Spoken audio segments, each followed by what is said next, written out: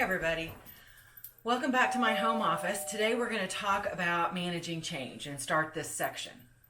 So we're going to cover a few different things. What I want you to make sure of is that you really look at the readings section. That's going to be set up so that you can start to look at the learning objectives we're going to be covering, the readings I want you to do. So not only is it in your workbook, but I'm usually going to provide you with a few other links out to other resources I want you to read.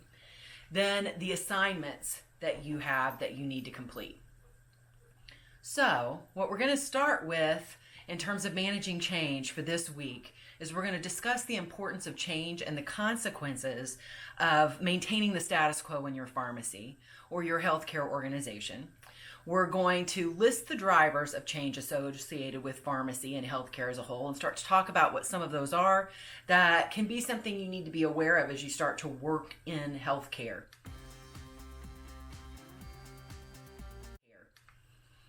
John F. Kennedy said, "Change is the law of life," that those who look only to the past or the present are sure to miss the future. Change is a requirement, and I think right now what we're seeing in healthcare as a whole is the importance of change and some of the challenges associated with rapidly changing events that dictate complete reworking of how we go about our daily business.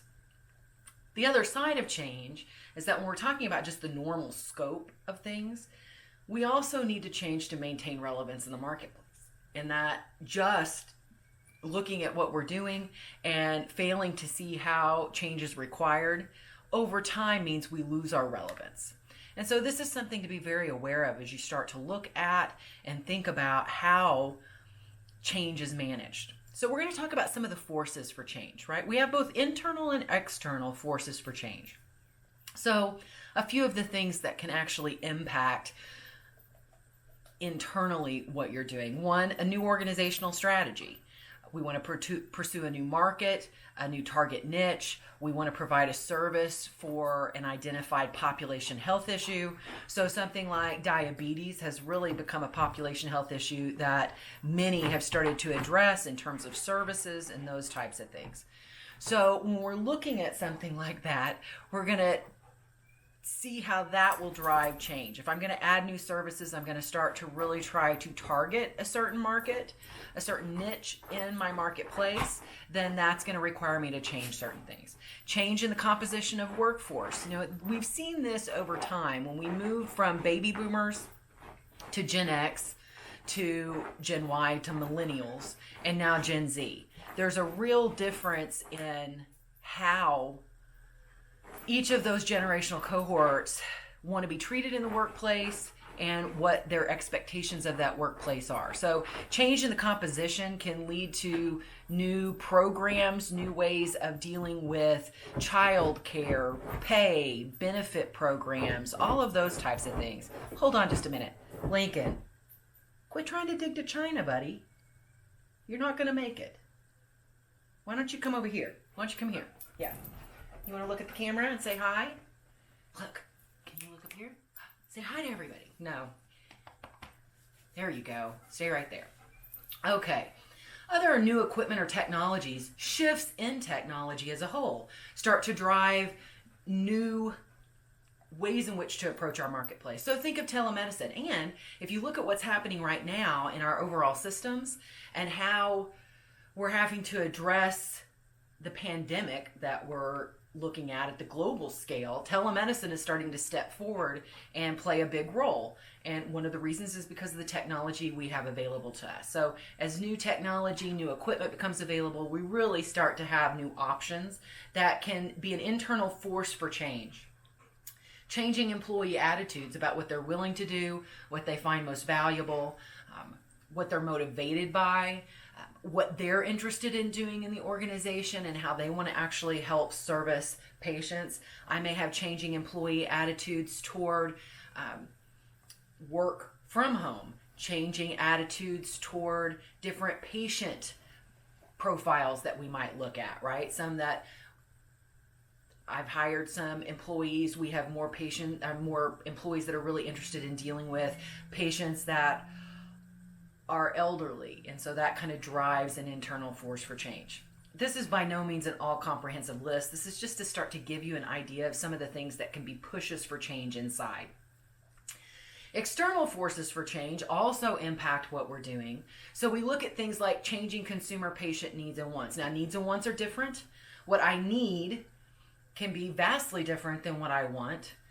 I may need you to provide me specific services, and that may or may not equate out into what I think I want. If you can combine the two, where you're giving me what I need, but also addressing my wants and desires, you're more likely to capture me as a consumer or a patient for yourself.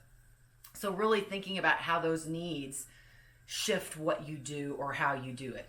New government laws, regulations, policies, DEA, FDA, State Board of Pharmacy, those new regulations, new policies that come out really do have an impact and drive change. We just have to look at CMS and a lot of the different things that we've seen them do and we've talked about in class already. And that drives change. The DIR fees associated with the quality metrics that insurance companies in the Part D plans are putting on pharmacies, right, drives change. Changing technology, what I can get access to as technology becomes more available and it becomes cheaper, that really allows me to look at what I want to do and can drive some change. I can automate different parts of my process now, and through that automation I can free up people's time so that they can focus on other things, which can drive change. And then economic changes. The sad reality of what we're seeing happen now on a global scale, it's not just our community, it's not just our state, but on a global scale, are the economic changes that it's going to create. A lot of negative ones. But those economic changes are going to drive change. They're going to drive change in the way in which businesses are operating, how they use their people, the hours they operate, the services they offer. We're going to see a large number of changes associated with this. So these are some of the internal and external forces for change. So as you start to work on the assignment, your discussions, and really try to think through what you're doing, and next week, just as a preview, you're going to work on a SWOT. And one of the things you're going to do is identify a marketplace, a target market.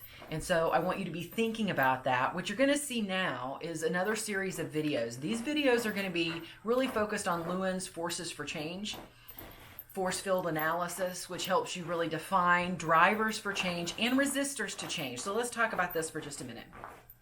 He's trying to dig to China again. Lincoln, it's not there. Thank you. Okay, so the drivers for change we've talked about a little bit, and you're going to see a broad representation of how this kind of works through IHI and some others. But what you'll notice in your note packet, your workbook, is that I've given you kind of a quick force field analysis, and it's got some forces driving change, and it's got some resistors that put up kind of roadblocks to you getting change made. Now again, for a change you may identify, some of these may be relevant and some of them may not be relevant for what you're doing. And you may have others to add in these places. Please realize that drivers can be both internal and external.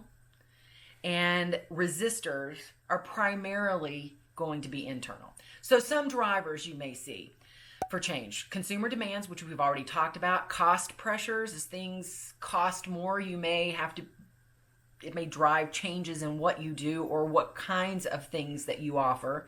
Government interventions, new research and practices that are being developed. Think about evidence-based practice and some of those. It takes a while for those to get into practice, but they are still relevant and can drive change. Combined clinical and social care, so team-based care, as we start to move toward a more holistic view of a patient versus just one particular ailment, but instead looking at them in their totality and really thinking about mental health, physical health, the social determinants of health that may be a part of that. Those all have an impact and drive change. Demographics, we have an aging population. We've talked about this. We'll be what's considered a super aged nation by 2024. And so that's when 1 in 5 of our population is over the age of 65. We're very close to that. And those demographics drive change and have for about the last decade. Information management and technology, we have super data. We've got a lot of data and informatics that can drive change in organizations. As we can wrap our minds around things that are going on in our environment, we get more options available to us. Political and environmental pressure, the need for more healthcare teams and for that kind of combination of skill sets. Some of the drivers, resistors. These are some common resistors that you're going to see, and this is something you just need to be aware of as you start thinking through what kind of challenges would I face if I've got all of this driving me toward making this change. What are the things that are going to come up against that and try to hold me back from moving forward? So lack of time. This is common. I hear this from pharmacists all the time. We don't have enough time for that. Well, in some instances, you just have to make time. You have to figure out how to create the time you need, which is really going to be priority management, as we've discussed. Organizational culture. My culture does not support operating that way. If your culture is not going to support operating that way, it makes it more challenging to move forward, and it can get in the way of doing what you need to do. Internal politics. I hate internal politics. I'm not good at the politics. I tend to be more straightforward than most people appreciate in some instances. I know this about myself, but to me, that's part of staying true to myself and to what I believe. Those internal politics can get in the way, and you can have things that should be done, need to be done, but just because some of the people that need to change for you to move forward don't like who's driving the change, that internal politics, they'll try to block it. That resistance is fatal in a lot of instances, those internal politics.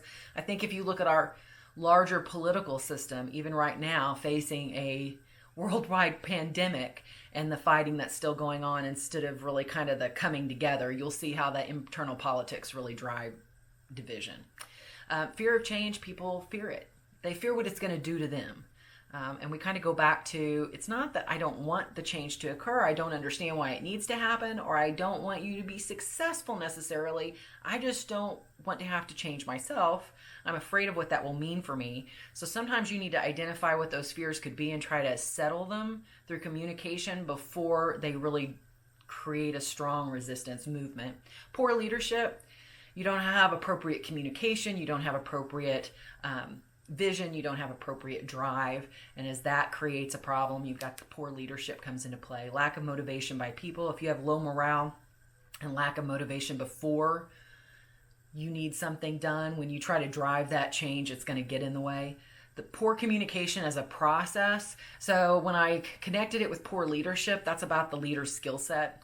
It's not developed for communication very well. Poor communication as its own standalone is about the process of communication is poorly developed and doesn't allow for it to move the way you need it to, and that will create a resistor to change. And then change fatigue. People get tired. You ask them to do too much, too often, changes that don't stick, changes that fail, and because of those failures over time, they're just like, why are we bothering with this? I don't have the drive to do this. I'm just worn out. And that's a real thing. So really taking stock of how many changes have I asked them to make in this period of time? How tired are they at this point? What can I expect moving forward? Can I get what I need? That becomes something that you don't just want to go change fatigue is a problem. So all of these resistors we just went through, try to get a little more specific. Change fatigue because of what? What has just happened? I mean, if I'm looking at a hospital system that's just updated their entire electronic health record system and gone to Epic, and it's been a 2 to 3 year change process, and they're still running into problems and having to work things out and do workarounds, that fatigue is going to be pretty deep. And it's real. I mean, it's not a made up thing. Oh, they're just saying they're tired because they don't want to do this. No, that's a real thing. So that's a little different than, 2 weeks ago, we changed the intake process at our front desk. And there hasn't been a change we've asked anybody to make 6 months prior to that. That probably isn't change fatigue. There's something else. It's probably more along the lines of lack of motivation to change or do what you need them to do. So this is a diagnostic step, right? I need to diagnose what my resistors are and then really think through, when I say change fatigue, what do I mean and why does that exist? So that gives us kind of the rundown for this particular snippet into change management, and looking at what you need to start to think about to work with Lewin's force field analysis, and how valuable it really is when I start talking about change. Because if I can think through what's driving me and think through what's going to get in the way, then that really solidifies the importance of the change, and also helps me think through what I'm going to have to do to mitigate the resistor so that we can move forward like we need to and in a timely fashion. So listen, stay safe. And if you have questions, let me know. And until next time.